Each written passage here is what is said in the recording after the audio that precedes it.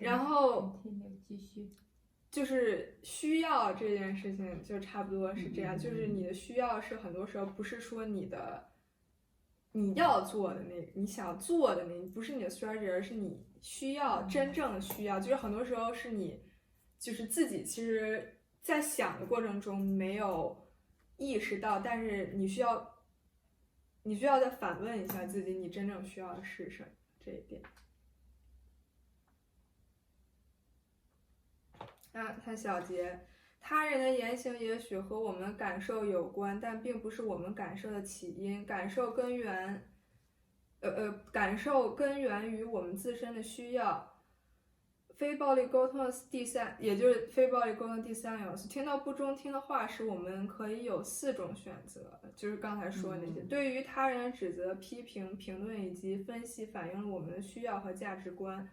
如果我们通过批评来提出主张，人们的反应常常是申辩或反击。反之，如果直接说出我们的需要，其他人就较有可能做出积极的回应。就是他这个点就是在于，比如说，就是尤其是发生在争执的时候，比如说发生争执，就是你可以直接表达出你的真正的需要是什么。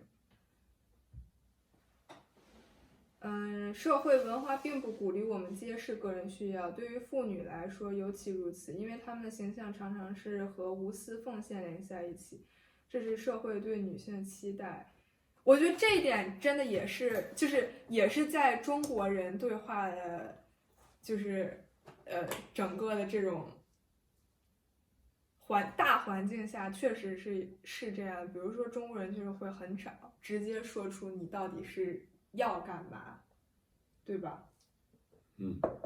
确实是，就很多人就是比如说你想让他干件事，然后他会拐弯抹角的就说这说那，然后最后可能这个环境不同，这个反正这种程度的表现就有多有少。你要在这个职场上，可能像这种情况就比较普遍，对，是吧？就是说针对某一个问题，可能所谓成熟一点的人，他不会说直接说明自己的这个观点。但我其实觉得他可能也会权衡他所处的这个环境里头，这个就是所谓的这个决策的人是一种什么样的想法。确实，我觉得这就是中国人或者说亚洲人那种骨子里的性格，或者是导致，比如说就是像你说的，就是比如说在一个大环境中，你可能不会说直接表达自己的观点或者怎么样，但是就比如说你像我们在国外上课的话，大家都是自己有什么想法就直接说出来。就比如说，我觉得其实是就是就比如说有一次我们老师在讲了1个多小时，说这个项目应该怎么进行，然后最后他问大家还有什么问题没有，然后有一个人发了一条说可不可以把你刚才重复的话全都再重复一遍。就是他那1个多小时说的，就是根本就没那什么，但是老师也不会说什么，就是他不会批评你或者怎么样，就是说让你回去自己看录像就行。我觉得就是你要放在中国人的话，其实很多都是，就是比如说我的中国同学，他们就是有的时候没有听懂说导师这个项目要求干什么，就是他们也不会在评论里面直接问老师，而是说就是私下里跟同学打听说这个应该怎么，就是老师刚才说那是什么意思。就是我觉得这个情况是确实是很普遍，但我并不是说这样的行为就是有好或者有错，就是不是说这2个有什么哪个对哪个错，而是我觉得确实要看所处的环境。比如说你就是在国外上学，我觉得你就是应该可以直接能说出来自己的想法或者什么。但如果你在国内，比如说在职场或者什么，很多时候就如果你就是太过于直白的表达自己的话，确实会招别人不待见。这个身份也有很大关系。你比如说，你作为学生的身份，你跟老师之间沟通、同学之间沟通，那你可以用最直接的这种沟通方式，是吧？最直白的去了解你。但是我觉得，就算是在国外，就就是你跟你上司说话的话，你也应该是就是你有什么想法就说，而不是像国内什么那种。这是中国传统文化造成的。我觉得也不是传统文化，其实我觉得就是不能说不好，但是我觉得就是有点这个，对，我觉得不能完全就定义在这个传统文化上，是吧？就是还是说，就是说这个你所期望的你这个所处的这个生存环境啊，怎么如何的更多的保护自己，实际上还是从这个。但是我觉得就是比如说从小到大的话，我不是那种就是我可以说是非常不是那种我愿意在public 的在公共的环境下表达自己想法的人。但是我觉得后来到上高中后面上大学的话，我觉得我有变好这一点。就像初中的时候的话，就是大家其实大部分人是不会说想要就是直接表达自己的想法，但是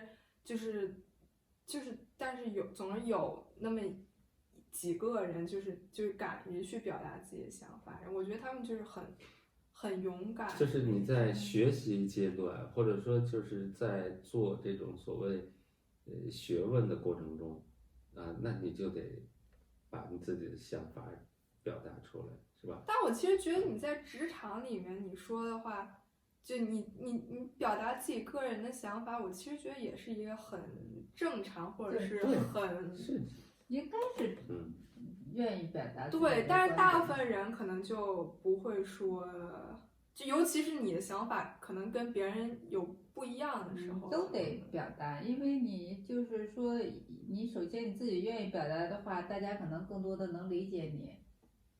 另外呢，就是说你有不同意见的时候表达出来呢，大家可能才能进一步的沟通，有一些消除一些误解呀，对吧？对，我觉得就是确实是，可能领导会就是能直接表达出来，但是如果我作为一个什么大学刚毕业实习生，我肯定是不敢干这种事。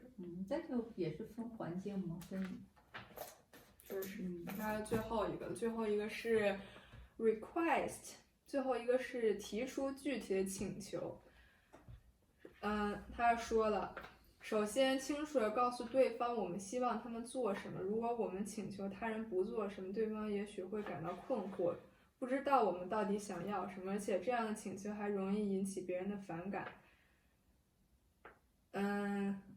就是他的请求这个地方还标了一个请求，不是 demand。request 和 demand 是有什么区别呢？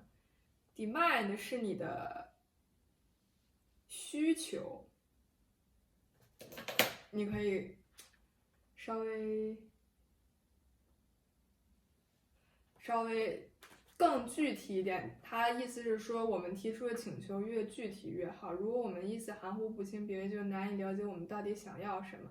此外，使用抽象语言还会使我们无法深入了解自己。那就是说，就更直接、更具体的表达你自己的想法。对，其实就是你像在 need 和 strategy 这一步的时候，就是你的需要，其实就是一个很抽象的概念，但是你的 strategy 就是你要具体的实施的方法，其实就是一个很 concrete， 就是一个很实在的一个具体的。但是你要像 request 这一步的时候，就相当于是你向别人提出你的需求，就是这个地方就相当于是要一个很清楚、直接、具体。对，是这样的。就比如说他这个举例，我觉得这个例子非常好，就是说那个心理医生对一对父子提供心理咨询服务，在咨询过程中，父亲对年仅15岁的孩子说：“我只是希望你能有一点责任感。”这个要求呢很过分了，但其实这个责任感就是一个很抽象的概念。这时我请他说明他儿子怎样做才能有责任感，于是他就向我解释他对孩子的期待。最后这位父亲说，当我说我希望他能有责任感时，我实际是他要听话而不是要固执己见。他承认即使他的孩子真的很听话，也不能说明他是否有责任感。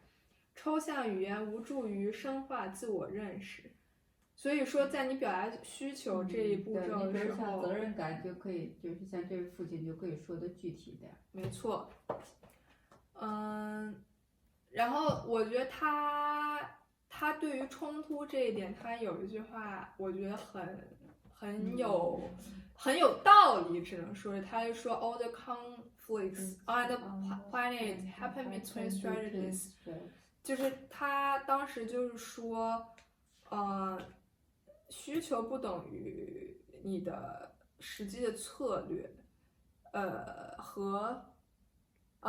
然后他说 on the level of needs there is no conflict whatsoever， 就是说没有任何的冲突是建立在你的需求上的，所有的冲突都是发生在你们的那个实施那个策略，你能懂我的意思吗？就比如说，还是说通过这种4个要素，更好的进行有效的沟通，可能就是他的意思说，你们所发生的冲突全都是在于你们的，比如说还是我穿衣服那件事儿，我的需要是什么？我的需要是美，那你的需要是什么？其实也是美或者是保暖，但是可能就美对这个你的需要，比如说你的需要就是让我听话，你的需要，实际上，但你想就是我想要美和你想让我听话，这是完全不冲突的2件事，就是我们2个根本需要是不发生任何冲突的，但是我们因为什么发生冲突？就是因为我们的就是为了满足我们需要的那个策略而发生冲突，所以这就是他的一个观点。我觉得他说的这点确实是很有道理。然后他又说，我们应该在这个情况下应该怎么解决，就是 what to do in this action。就是他的意思呢，就是其实整个这个列表的话，我觉得就是你可以现在想一件事情，就是你觉得你可以应用到这一整个流程的，就比如说你现在想一个我们之间发生的争执，我们可以，或者你也想。对啊，我觉得就是首先按他的这4要素，不，你可以想一个具体的事情，就是让你觉得生气或者怎么好那种。你也想，就比如说我和我爸上次吵架吧，我们上次吵架的具体的原因是什么？陈述这件事情，就是因为我爸想让我问我哥的朋友他在哪个艺术机构做作品集，但是呢，我告诉他的别的机构。然后我过了3-4天还是没有跟他说那个学姐在什么机构，就是这是一个很客观表达出来的这个事情的客观的事实发生，对吧？那我们2个就是在争执当时的感受是什么？你可以先表达一下你当时的感受是什么？我的感受很简单呀。我有我的这个现实需求，完了呢，麻烦你呢能够提供给我这个信息。但这个过程中呢，延续了3-4天，我没有得到我想要的这个信息。就这些都还是你的想法。对啊，就导致我这个感受就是觉得你说的话不被重视，你没有立马去执行。对，所以他觉得我不重视他，所以他觉得生气。那我的想法和感受，我的想法其实是什么呢？我的想法是一开始吧，我就没想找他问为什么呢？因为我本来想过2个月再去，因为我自己也想去那儿。然后我就问了我别的朋友，我就觉得说都是艺术机构，那我别的朋友也是在别的机构做，那不都是艺术机构？我反正都已经告诉你，那你干嘛还非要问他？一定干嘛非要问他那个呢？然后就是你每天说，我当时其实已经给你问了，但是他那天没回我呢，因为我问的是他微信小号，然后你就非要。一定要说，就恨不得我现在不说你就怎么着。我的心情什么，就是烦呐，就是烦呀！你老跟我提，我就烦了嘛。对，我能理解。那这个就是，这有什么能理解的？我能理解。我认为这就是一个举手之劳的事情。如果说这件事情对于你来说超出了你的能力范围，我也不会说强求你来做这件事。他给你问，人家没回。你先一开始确实不想给他。咱们现在不是要讨论这件事本身啊，是要讨论就是这个咱们这个分析这个心理过程啊。那你的需求是什么？我的需求就是想通过你了解到这个机构的信息，完了尽快的转告给我。你的需求其实是这其帮你实是打一个忙。对，这是你的需求。那你要这么说也可以。那我的需求是什么？我的需求，我其实对于这件事情上，对我个人而言，就是我没有什么需求，但是我其实有我自己的想法，是因为我也想去那个机构。就是我的需求，其实我没有什么需求，就主要是你的需求是你想帮你同事一个忙。那接下来呢？接下来就是你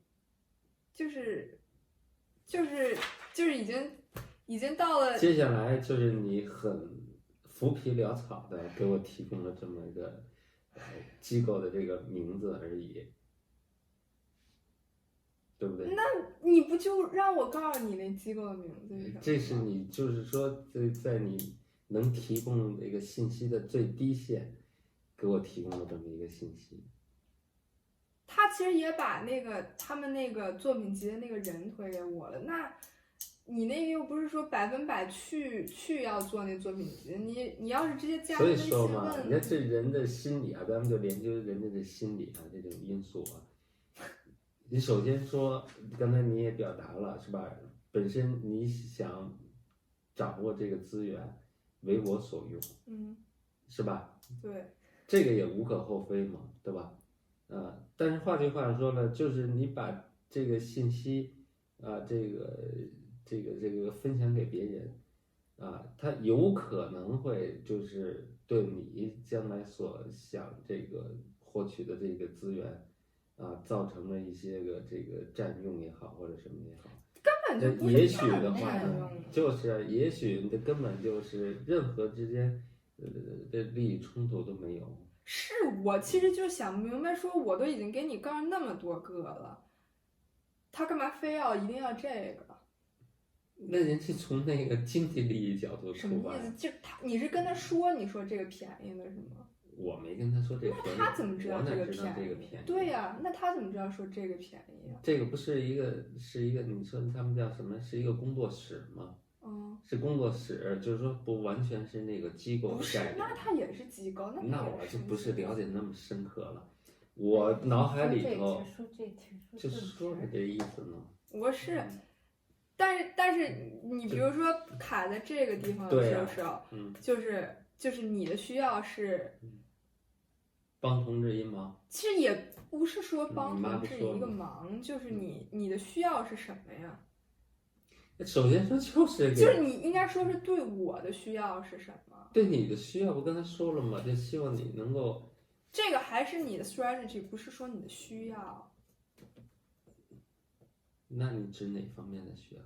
就你就是想获取一个信息。对呀，就此而已嘛。从我这儿，但是我我不想给你这个信息，所以我们的矛盾点不就是在这儿吗？所以说，就是他现在说应该怎么解决这个问题，他就是说，就是你每次要想到应该如何去解决的时候，因为咱们这件事情啊，严格说是还是比较小结论啊，它可能放在这种所谓的这个也很一个小的这个理论体系里太能头啊，说明问题了。就很能说明问题。就是他现在就说你应该怎么，就是你要就是正常来讲，就是我们心平气和来讲，就是现在情况就是你想从我这儿获取信息，但我不想给你，你应该怎么解决？就是说他现在他说他意思说放在你任何事情的时候，就是你到这一步都需要去 be creative， 就是你需要有创造力的去想这件事情应该怎么解决。那还是最主要的，还是咱俩得把这个，所以他就说把这个沟通的事情做好。对，所以其实我觉得最他说的这句话最好就是他的意思就是说你要去表达出你真正的需求是什么，就 connecting with the essence with the needs will bring you creatively breathing in the not like 就是我们要去非常清楚的表达你的需求是什么。比如说你如果跟我说，本身这个事儿比较小啊，不，你听我说，但是如果说你要是套用这个，我觉得很可以套用。比如说这个所谓的，你当时如果你要跟我说你这么做，你就是想问我这事儿，你就是想从我这儿得到答案是因为你想帮你们领导一个忙。你就直接这么了当跟我说，而不是说怎么是那一堆乱七八糟的其他的说什么了？说啊，这让你那个弄对，也那什么啊，这我说的话就跟那个什么，对吧？啊、就不把我当回事，什么说那对，这就是你客观情绪问题，但我肯定也有问题，这事儿确实也是。这个我也很有问题，就确实就比如说。就如果说你清楚的表达，完全是沟通障碍。你清楚的表达你的需要什么，然后我再清楚的表达我为什么说前2天懒得给你，一定要问他。就如果我们双方清楚的表达，你比如说从我的角度，这个事儿是什么呀？就是这个一开始这个客观陈述的，我就需要多加一句，对我而言，就是说我本身是。我想过2个月再去问他，因为我本身是想要去那个地方，而且我觉得说什么呀？我觉得我就是1-2个月也没跟他说话，就是过节问问他。我一上来问他说你在哪工作室，我觉得这个就太功利性了，我觉得有点那什么，所以我就不是很想直接问他这件事儿。因为你又不是说这样，那就捎带手问，但就是一个信息的事儿。但放在我这儿，我也就是我其实不是很好意思直接跟别人说，就是要善于直接。然后我的感受是什么？我就是有点焦虑，就是因为这个事儿放在我这儿的话，就是并不是说我不想给你干，也不是说是什么难干事，但我又觉得我直截了当问他们，好像就有点。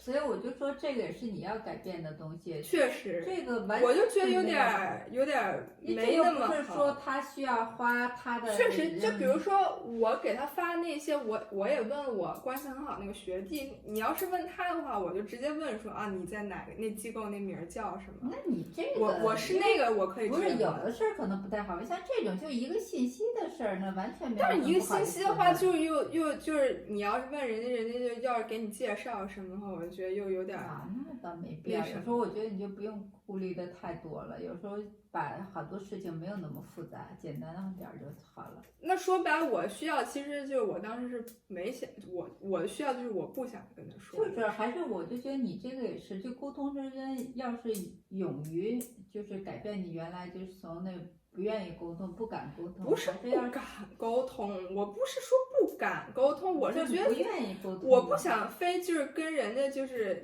我完全跟你没必要关系好，就好像是要打听你作品，你在哪儿做。这个怕什么？这就是一个信息点，咱们又不有任何有求于他的事情。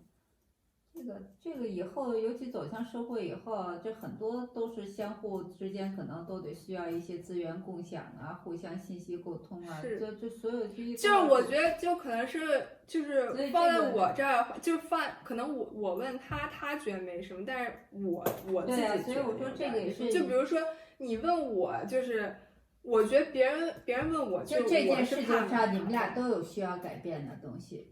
他的表达方式没直接表达到他的那个就是感受啊，包括真正的想法呀，就是你的这个呢，我觉得也是把这件事情看得过于还是很简单的一个事情。确实，其实就是如果我直接他跟我说他的需要是什么，我跟他说我这件事我整体的想法是什么，我觉得就是可以非常没有必要的，非常完美避过争吵。但而且我觉得非常重要一个点是什么？就是我们两个都不是那种说，就是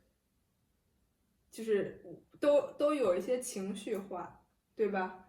就是你当时也很情绪化，我当时也特急，就很多时候就是吵架，就是你是处在一个很情绪化的时候，就是你不能控制你自己的情绪，所以才会发生争吵。我觉得如果你能冷静地控制自己，然后你非常客观地陈述这些事情的话，你就不会说是争吵，而是说你就应该是探讨这件事情，对吧 ？OK，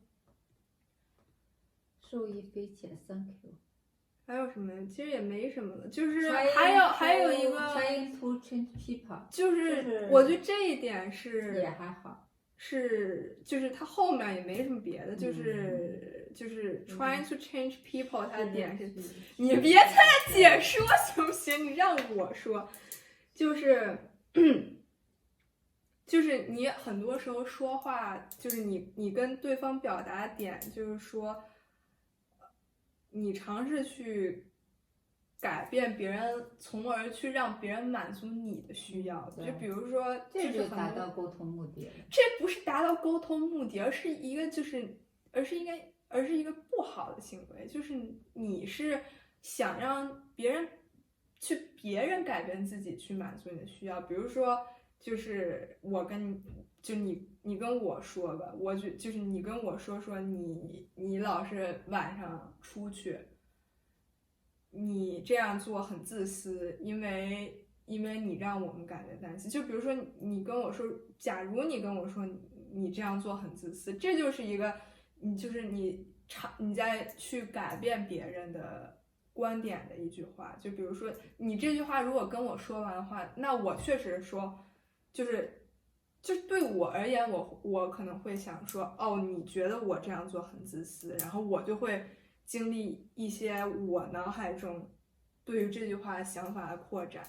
就是比如说你说这句话，就可能对你而言没有什么后果，但是对你说的那个话的人而言，其实是会有很多别的想法。就是我觉得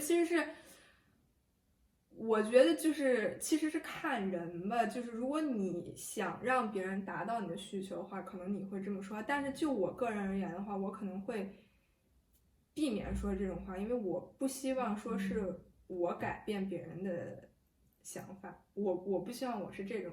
但是如果说，比如说你是一个公司领导，然后你需要你的员工去干什么什么什么，那你肯定会就是可能会用这种方式去交流，比如说你会就是尝试去改变它，但是就我个人而言，我是不会这么做的。